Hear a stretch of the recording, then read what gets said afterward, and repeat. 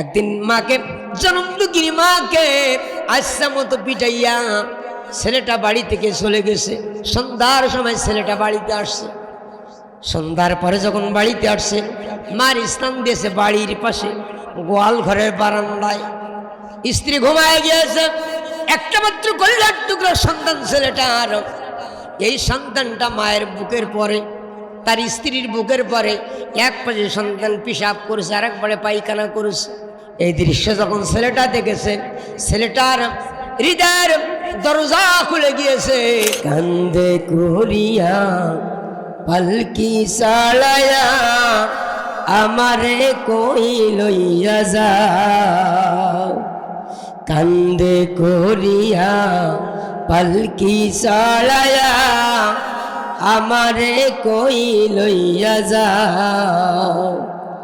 কোথায় আমার সঙ্গী সাথী তোমাদের এত ডাকি?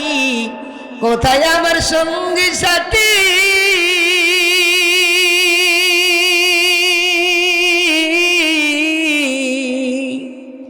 কোথায় আমার সঙ্গী সাথী তোমাদের এত ডাকি? নিদান কালে একবার দেখা দিয়া যাও। কান্দে করিয়া পালকি সালায়া আমারে কই লইয়া যাও।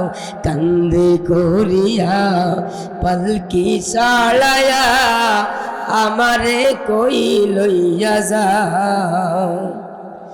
আমি তো ছিলাম আগে তোমাদের আপন, তবে কেন দাও না সাড়া আমারে এখন? আমি তো ছিলাম আগে তোমাদের আপন, তবে কেন দাও না সাড়া আমারে এখন? কেন তবে আমায় ফেলে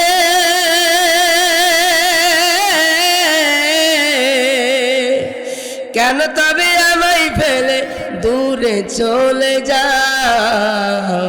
কান্দে করিয়া পালকি সালায়া আমারে কই লইয়া যাও।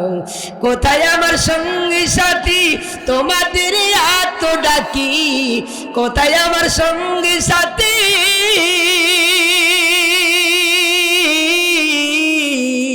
কোথায় আমার সঙ্গী সাথী তোমাদের এত ডাকি? নিদান কালে একবার দেখা দিয়া যাও। কান্দে করিয়া পালকি সালায়া আমারে কই লইয়া যাও। আল্লাহ সুবহানাহু ওয়া তাআলা পবিত্র কোরআনুল কারীমের সূরা বনী ইসরাঈলের 23 নম্বর আয়াতের মধ্যে আল্লাহ রাব্বুল আলামিন ডাক দিয়ে বলেছেন, وَقَضَى رَبُّكَ أَلَّا تَعْبُدُوا إِلَّا إِيَّاهُ وَبِالْوَالِدَيْنِ إِحْسَانًا। আল্লাহ সুবহানাহু ওয়া তাআলা গোটা মানব জাতির উদ্দেশ্যে ইসলামকে পরিপূর্ণ করে দিয়ে দিলেন। ইসলামের প্রারম্ভ আল্লাহ নবী লক্ষ্য করলেন মানবতা বঞ্চিত সমাজ, যেই সমাজে হাহাকার ছিল, যেই সমাজে নারীর কোনো অধিকার ছিল না, যেই সমাজে মা বাবা তার সন্তানের নিকট থেকে সঠিক হকগুলো পেত না, পিতামাতার পক্ষ থেকে সন্তান তার হক পেত না, এ সময় আল্লাহ সুবহানাহু ওয়া তাআলা পবিত্র কোরআনুল কারীমের সূরা বনী ইসরাঈল নাজিল করলেন। নবীজিকে ডাক দেন, নবীজি আপনি ঘোষণা দিয়ে দিন, ওয়াকাদা রাব্বুকা আল্লা তা'বুদু ইল্লা ইয়্যাহু ওয়া বিল ওয়ালিদাইনি ইহসানা। ও পৃথিবীর বান্দারা শুনে রাখো, আল্লাহর পরে তোমাদের ইবাদতের জন্য একমাত্র আল্লাহর ইবাদত করবা, তার সঙ্গে কারো শরীক করবা না। এ আল্লাহর পরে কার স্থান আল্লাহ সুবহানাহু ওয়া তাআলা ঘোষণা দিয়ে দিলেন। এক নম্বরে তোমাদের দায়িত্ব হলো মালিকের ইবাদত করবা, আল্লাহর ইবাদত করবা। এরপরে তোমাদের পিতামাতার সেই তোমরা সদ্ব্যবহার করবা, এমন সদ্ব্যবহার করবা তোমাদের কথাই যেন তারা কষ্ট না পায়।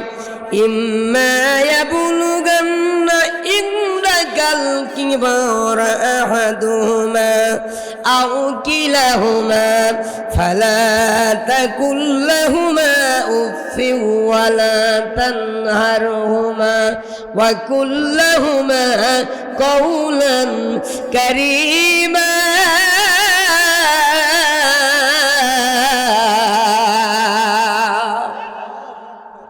আল্লাহ সুবহানাহু ওয়া তাআলা ডাক দিয়ে বলেন, তাদের সঙ্গে শব্দ ব্যবহার করে এমন কষ্টদায়ক কথা তোমরা বলবা না। তোমাদের পিতা এবং মাতা দুইজনের একজন অথবা দুইজন যদি বার্ধক্য অবস্থায় তোমরা পেয়ে যাও, এরপরে তাদের খেদমত করবা, তাদের সঙ্গে কখনো তোমরা দুর্ব্যবহার করবা না, অসম্মানজনক কথা তাদের সঙ্গে বলবা না, তাদেরকে তোমরা সম্মানজনক কথা বলবা। আল্লাহ সুবহানাহু ওয়া তাআলা ডাক দিয়ে বলেন, আমি আল্লাহ আমার পারের স্থান গোটা পৃথিবীর মানুষের জন্য তাদের পিতামাতা। তোমার নামাজ, রোজা, হজ, যাকাত সমস্ত ইবাদত যেরকম ফরজ, তোমার পিতামাতারা এই ভরণ পোষণ তাদের সঙ্গে সদ্ব্যবহার করা, ভালো ব্যবহার করা, এটাও ফরজ আইন। কথা বলেন ঠিক না বেঠিক? আল্লাহ সুবহানাহু ওয়া তাআলা এখানে একটা না দুইটা না 14টা নির্দেশ দিয়েছেন। কয়টা নির্দেশ? 14টা নির্দেশ দিলেন সূরা বনী ইসরাঈলের মধ্যে। 1 নম্বর নির্দেশ হলো ওয়ালা তাজআল মা'আল্লাহি ইলাহান আখার। শোনো পৃথিবীর বান্দারা, আমি আল্লাহ এই মর্মে তোমাদের নির্দেশ দিলাম, আল্লাহর সঙ্গে অন্য কাউকে তোমরা উপাস্য হিসাবে মানবে না। আল্লাহর সঙ্গে অন্য কাউকে উপাস্য হিসাবে মানা যাবে। ওয়ালা তুশরিক বিহি শাইআন, আল্লাহর সঙ্গে কাউকে শরীক করবা না। সূরা লুকমানের ভিতরে লুকমান হাকিম কোন নবী ছিলেন না, সাধারণ একজন মানুষ সন্তানকে প্রথম নসিহত দিলেন, ইয়া বুনাইয়া, ও আমার বৎস, লা তুশরিক বিল্লাহ, আল্লাহর সঙ্গে কাউকে শরীক করবা না। শিরক মিশ্রিত ইবাদত আল্লাহ দরবারে কবুল হবে না। আপনার ইবাদত যদি শিরক মিশ্রিত হয়, এই ইবাদত কবুল হবে? এখন তো আপনজনেরা আমার, আল্লাহ সুবহানাহু ওয়া তাআলা রাখতে বলেন, আমি আল্লাহ আমার সঙ্গে কাউকে উপাস্য হিসাবে গ্রহণ করবা না। আমরা যেই দেশে বসবাস করি, এই দেশের রাষ্ট্রবিধান অনুযায়ী সমস্ত শক্তির উৎস আল্লাহ না জনগণ? জনগণ। কিন্তু আসলেই এই দেশের সমস্ত শক্তির উৎস জনগণ হওয়ার কথা ছিল না, সমস্ত শক্তির উৎসকে আল্লাহ। এখন প্রথমে আল্লাহর আয়াতকে অমান্য করলাম, এরপর বললাম আল্লাহ তুমি রহমত দাও। আল্লাহর আয়াত অমান্য করে আল্লাহর কাছে চাইলাম, আল্লাহকে এমনি রহমতের দরজা খুলে দেবে নাকি? সম্ভব নয়। সমস্ত শক্তির উৎস জনগণ হতে পারে না, সমস্ত শক্তির উৎসকে 1 মিনিটের জন্য যদিও ধরে নেই, 1 মিনিটের জন্য যদিও ধরে নেই জনগণ উৎস, এই জনগণের একটা ম্যান্ডেট আমাদের 5 বছর অন্তর মেম্বার, চেয়ারম্যান, এমপি, মন্ত্রী হয় কিনা? এখন তো আপনজনেরা আমার, দীর্ঘ 17 বছরের জুলুম আর নির্যাতনের পরে একটা নির্বাচন হইল বাংলাদেশে। হয়েছে কিনা? একটা নির্বাচন হয়েছে, একসঙ্গে 2টা ম্যান্ডেট দেওয়া হয়েছে, একই কায়দায় সরকারিভাবে 2টা ভোট হলো বাংলাদেশে। এখন একটা মানবো আর একটা মানবো না, এটা কি হতে পারে? 5 বছর ধরে স্বামী আর স্ত্রী মালিকের কাছে দোয়া করে, আল্লাহ একটা সন্তান দাও, একটা সন্তান দাও, সন্তান দেয় না, দোয়া কবুল হয় না। কত মানুষ সন্তানের জন্য পাগল পার হয়ে ছুটে বেড়ায়, কত মান্যত করে, কত ডাক্তারে কবিরাজ করে। মা মারিয়ামের মা এবং আব্বা হান্না এবং ইমরান 70 বছর পার হয়ে গেছে, সন্তান হয় না। মালিকের কাছে দোয়া করে, আল্লাহ একটা সন্তান দে রে মাওলা, একটা সন্তান দে। এই সন্তানটা আমানত করলাম বাইতুল মুকাদ্দাসে, সন্তান হয় না। হঠাৎ করে দেখে গাছের ডালে একটা পাখি বাচ্চার মুখে খাবার উঠাই দিচ্ছে। এই দৃশ্য যখন দেখেছে, মাহান্নার কলিজার ভিতরে জ্বালা পোড়া উঠে গেছে। আল্লাহ সন্তান একটা, যে কোনো একটা সন্তান দাও, সন্তান তোমার বাইতুল মুকাদ্দাসে মান্নত করলাম। আল্লাহ একটা সন্তান দিলেন, নাম রাখলেন মারিয়াম। 5 বছর বিবাহ হয়ে গেছে, সন্তান হয় না। দোয়া করে আল্লাহ ছেলে হোক মেয়ে হোক, প্রথম তো দাবি ছিল একটা ছেলে হোক, কিন্তু এখন ছেলের দাবি আর নেই। ছেলে হোক মেয়ে হোক, কম বোঝার বেশি বোঝে, সুন্দর অসুন্দর যাই হোক না কেন, সন্তান একটা দাও। আল্লাহ দোয়া কবুল মঞ্জুর করে নিলেন। এমন দোয়া করেছে, 5 বছর পরে সন্তান আল্লাহ দিয়েছে, 2টা সন্তান। সুবহানাল্লাহ বলেন। কয়টা সন্তান দিয়েছে? 2টা সন্তান। একটা সন্তান হয়েছে ছেলে আর একটা মেয়ে। বেটা এসে বলছে, এই একটা সন্তান আমার, আর একটা সন্তান আমার না।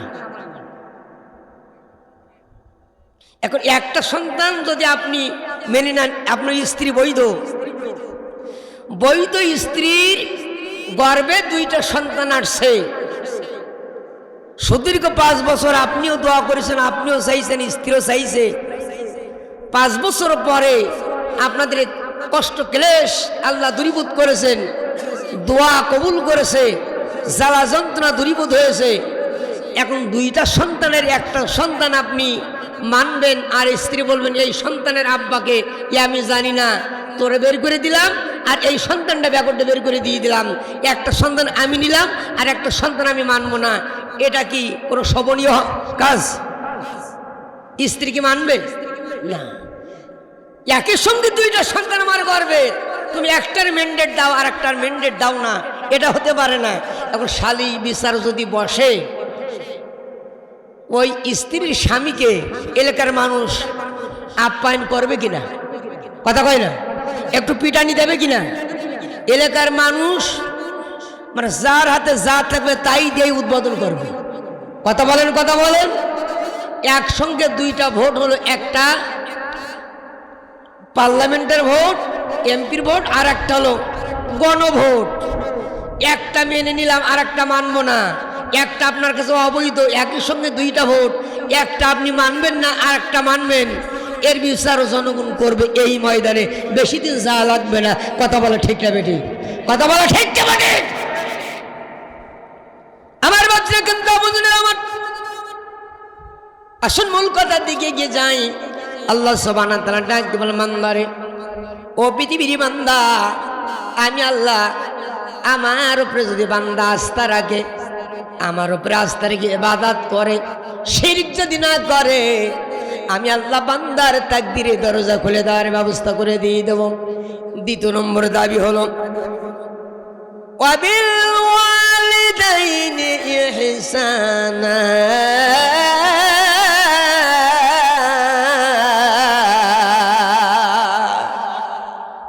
14টা নির্দেশের 2য় নম্বর নির্দেশ আল্লাহ সুবহানাহু ওয়া তাআলা ডাক দিয়ে বলেন, 2 নম্বর নির্দেশ হলো তোমরা তোমাদের পিতামাতার সহিত সদ্ব্যবহার করবা, ভালো আচরণ করবা, খারাপ আচরণ পিতামাতার সঙ্গে করবা না।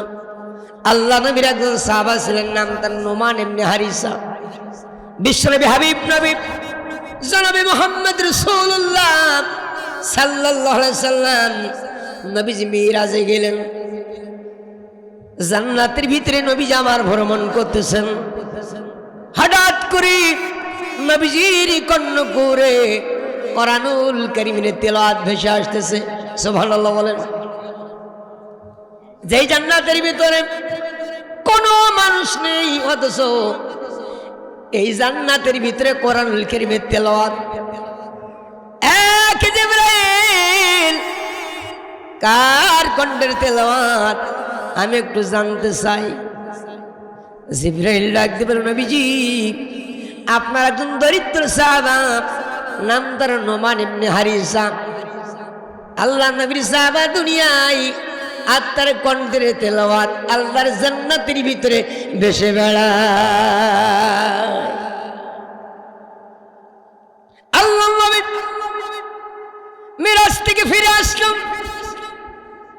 নুমান ইবনে হারিসাকে ডাক দিল, নুমান ইবনে হারিসা কি এত ভালো আমল করো যে আমলের কারণে তুমি থাকো দুনিয়ায় আর তোমার কণ্ঠের তেলাওয়াত আল্লাহর জান্নাতের ভিতরে বেশি বেড়ায়, তার মানে নিঃসন্দেহে তুমিও আল্লাহর জান্নাতের মেহমান। নুমান ইবনে হারিসা ডাক দিয়ে বলে, নবীজি আমি দরিদ্র মানুষ, ফরজ ওয়াজিব সুন্নাতগুলো পালন করি, নফল আর মুস্তাহাব পালন করার সুযোগ পাই না, এত বেশি ভালো আমল করার সুযোগ আমি পাই না। আল্লাহ নবী বললেন, নুমান ইবনে হারিসা অবশ্যই অবশ্যই অতিরিক্ত তোমার কোনো আমল আছে। নুমান ইবনে হারিসা ডাকতে বলো, নবীজি অতিরিক্ত এতটুকু আমলের কথা আমার মনে পড়ে।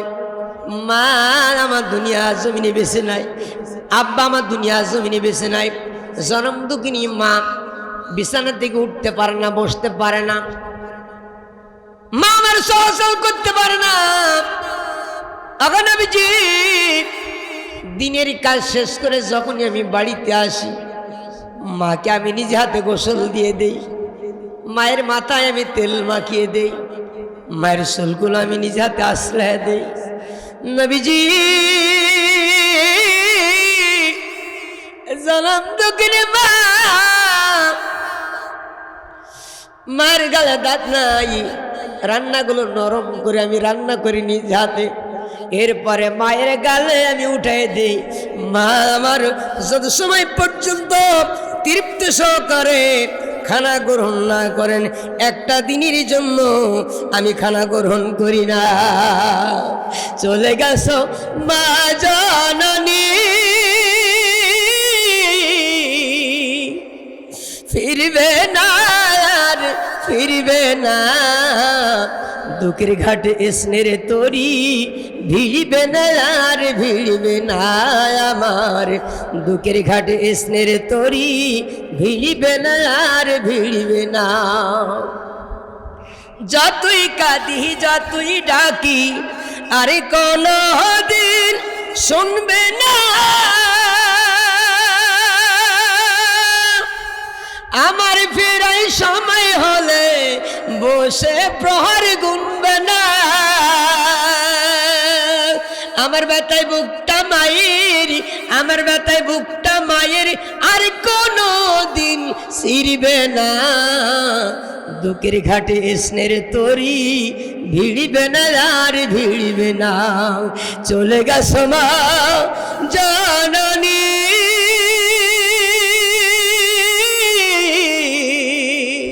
ফিরবে না আর ফিরবে না, দুঃখের ঘাটে স্নেহের তরি ভিড়বে না আর ভিড়বে না।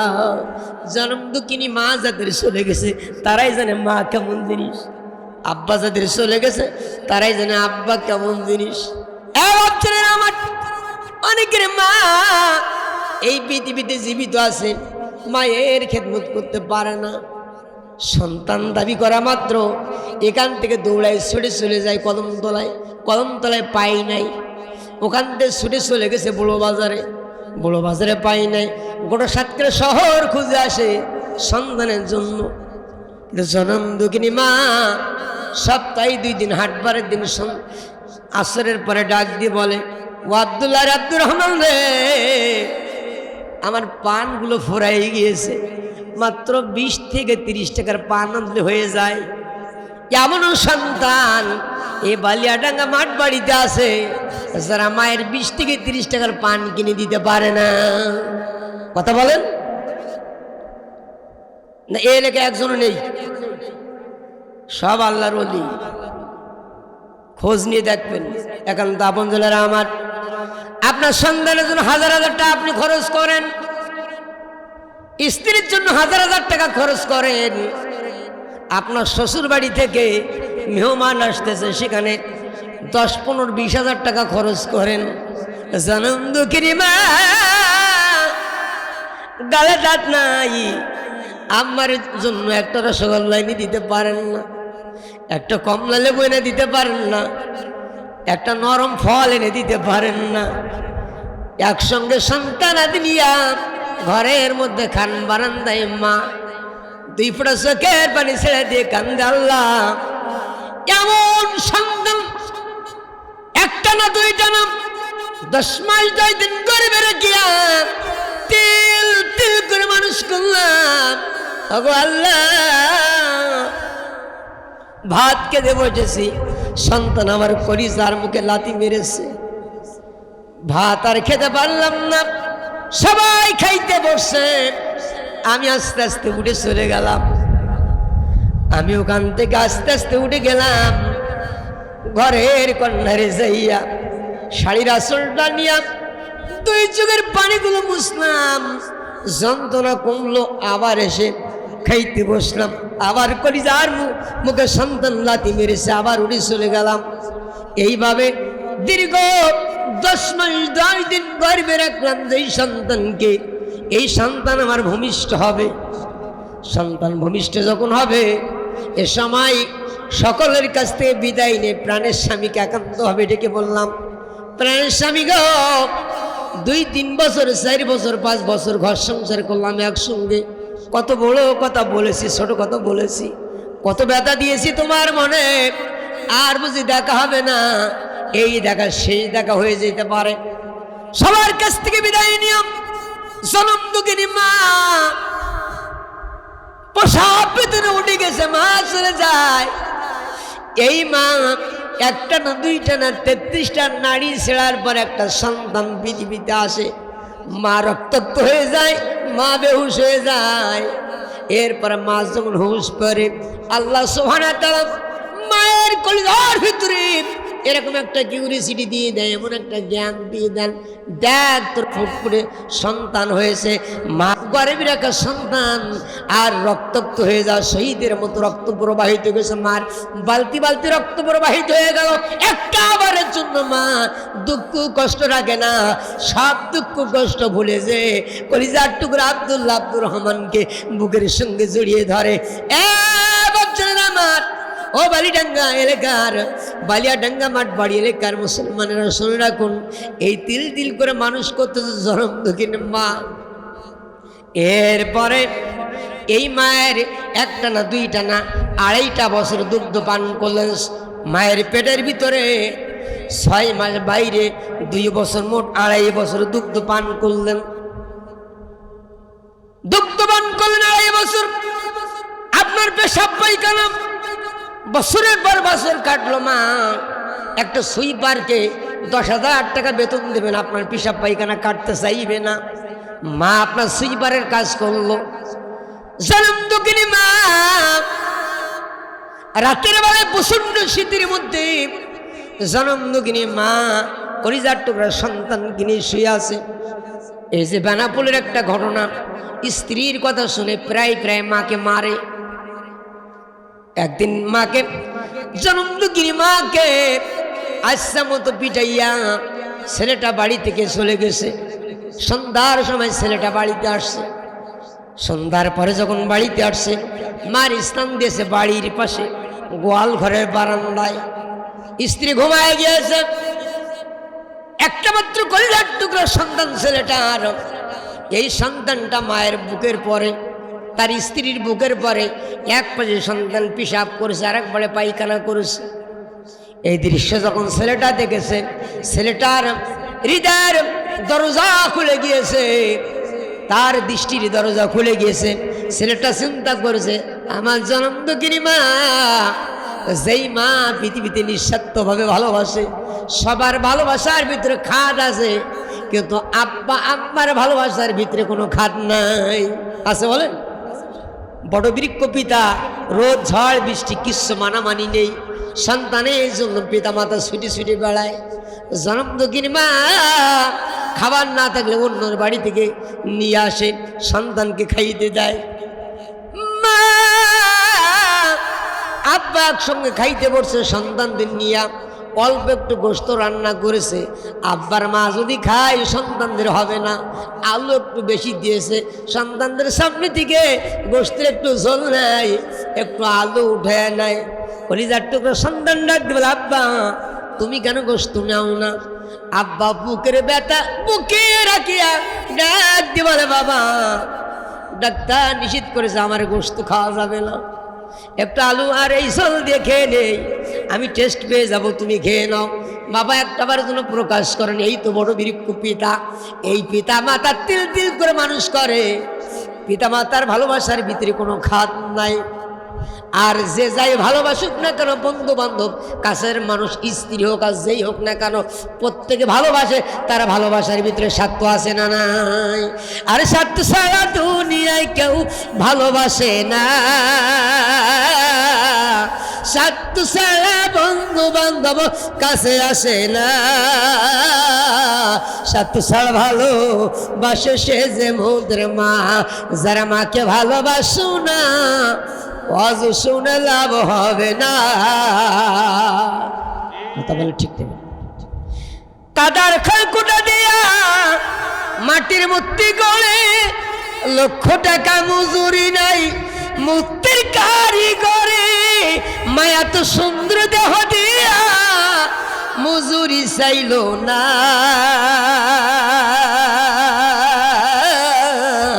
স্বার্থ ছাড়া ভালো বাসে সে মোদের বাবা, যারা মাকে ভালোবাসো না ওয়াজ শুনে লাভ হবে না। ছেলেটা দৌড়াই চলে যায় মায়ের কাছে, মা ও জনম দুঃখিনী মা।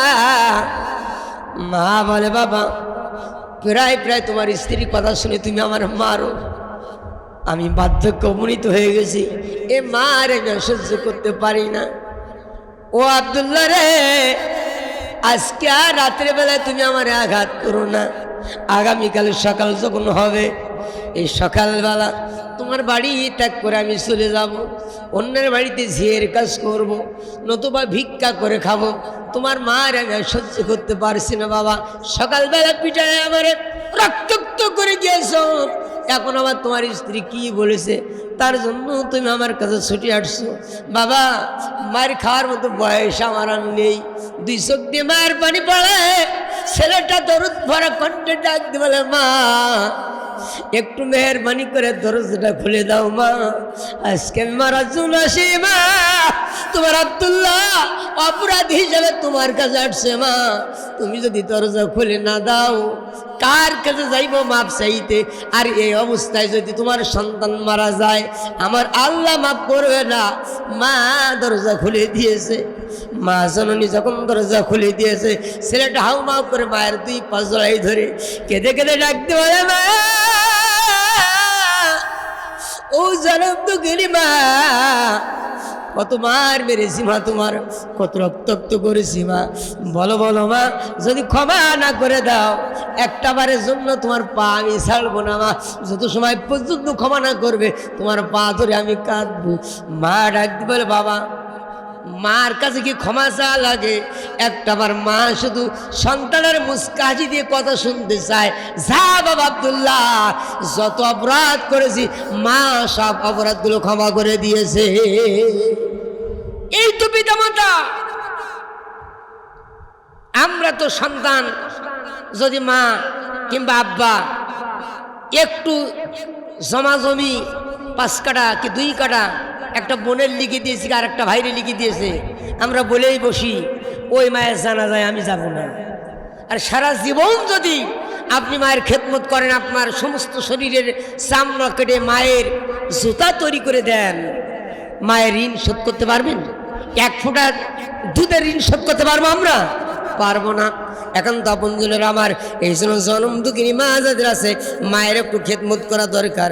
আসুন আমার বাপজনেরা, আল্লাহ নবী আখিরি জামানার পয়গম্বর হাবিব নবী জনাবে মুহাম্মদ রাসূলুল্লাহ সাল্লাল্লাহু আলাইহি ওয়াসাল্লাম ডাক দিয়ে বলেন, ফালা তাকুল্লাহুমা উফফু ওয়ালা তানহারহুমা ওয়া কুল্লাহুমা কাওলান কারীমা।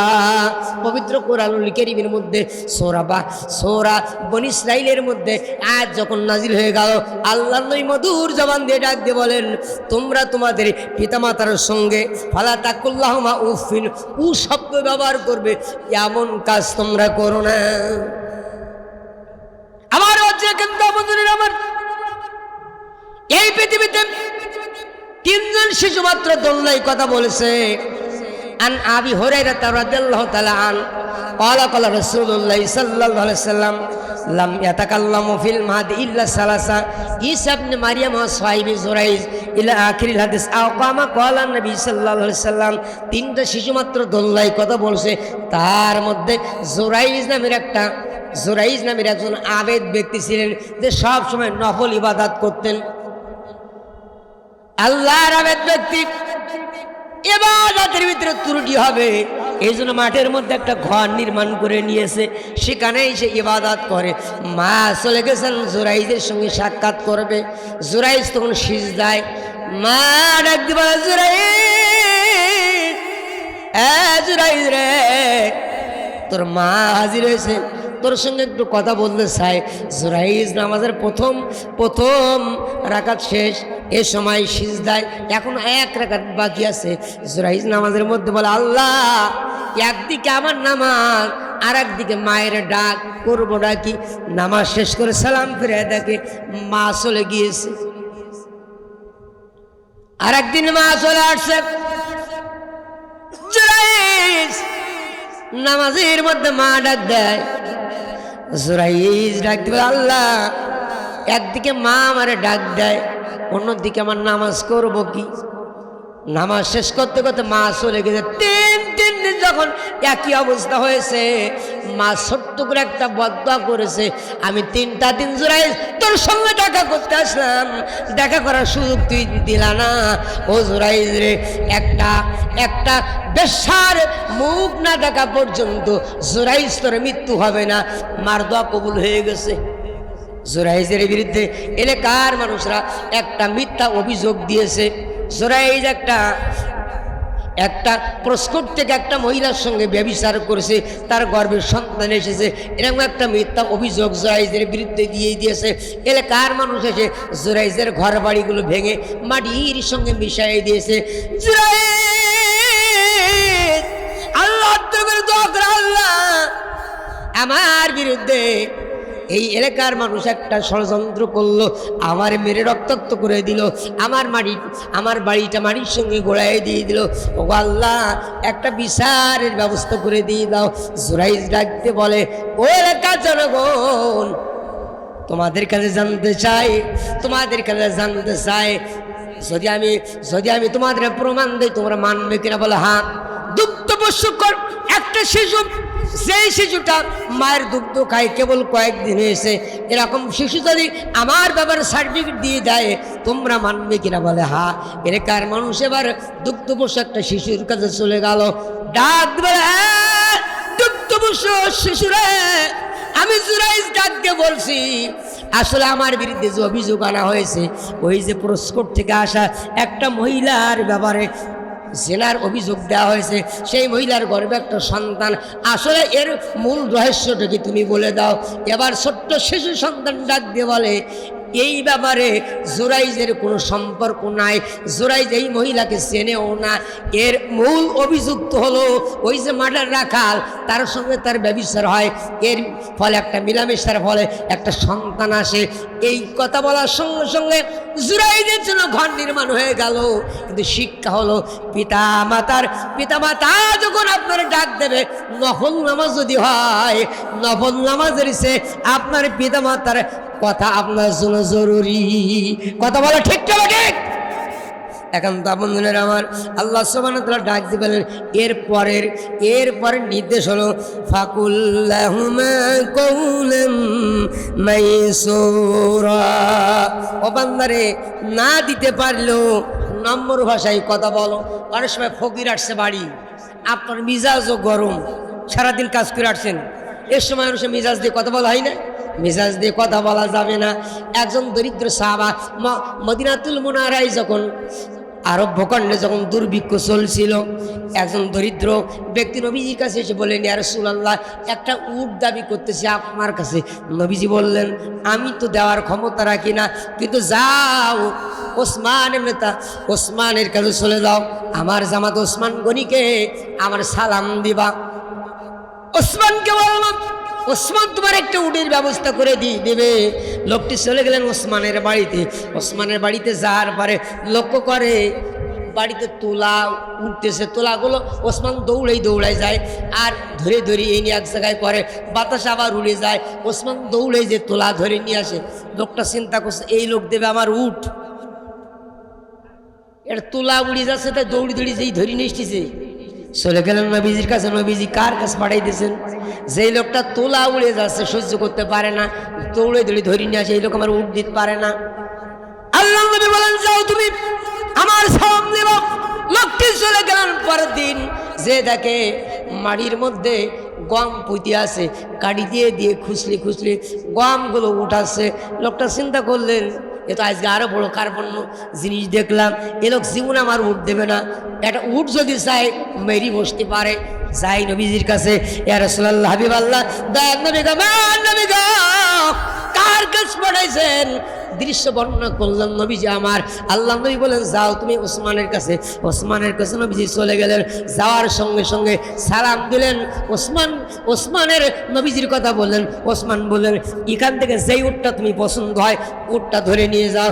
বড় একটা উট পছন্দ করেছে, পেছনে আছে, ওই উটের পেছনে আছে 100 উট। আল্লাহু আকবার বলেন। ওই উটের পেছনে 100 উট আসছে, আর বারবার তাড়াইতে, যাও চলে যাও, আমার একটা উট যাই না, আবার চলে যায়, দৌড়ে আসছে ওসমান রাদিয়াল্লাহু তাআলার কাছে। ওসমান, একটা উট নিলাম, কিন্তু পেছনে 99টা উট, আমি কোনো রকম তাড়াই পাচ্ছি রে, এখন করবোটা কি? বলছে, ওই 99টা 100 উটের মধ্যে পালের যে মেড়া, তারে তুমি ধরেছো, ও বাকিটা ধরা যায়, সব করে উট তোমার দিয়ে দিলাম। আল্লাহু আকবার।